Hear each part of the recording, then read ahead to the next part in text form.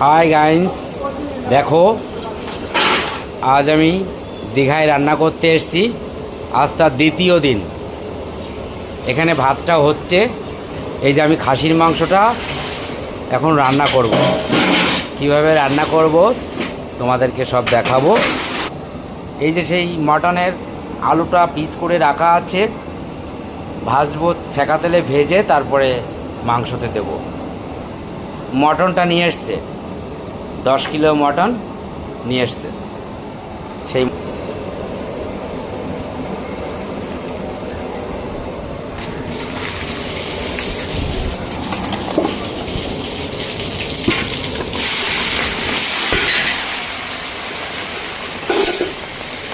এই যে সেই মশলাটা দিয়ে দিলাম।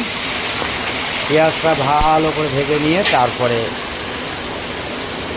আদাটা দেবো, রসুনটা দেবো।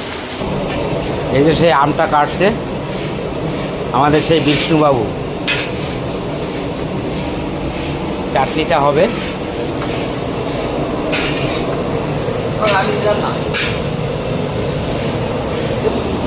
সেই পেঁয়াজটা হয়ে গেছে, এখন আমরা আদাটা দেবো। এই যে সেই আদাটা দিয়ে দিলাম।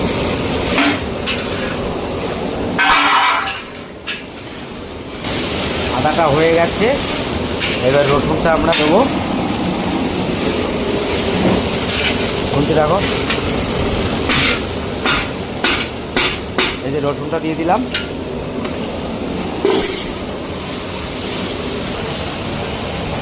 এই যে মশলাটা হয়ে গেছে, 2 প্যাকেট লঙ্কার গুঁড়ো, জিরেটা হাফ মারো। দিও না, কাশ্মীর মারো।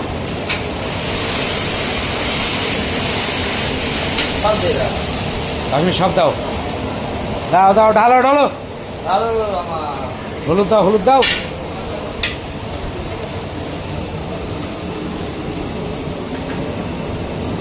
দাও দাও দাও, থাক।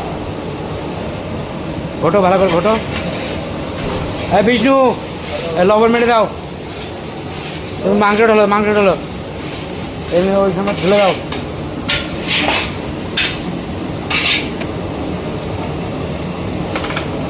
দাও মাংস ঢালো। এই মাংসটা ঢেলে দিলাম।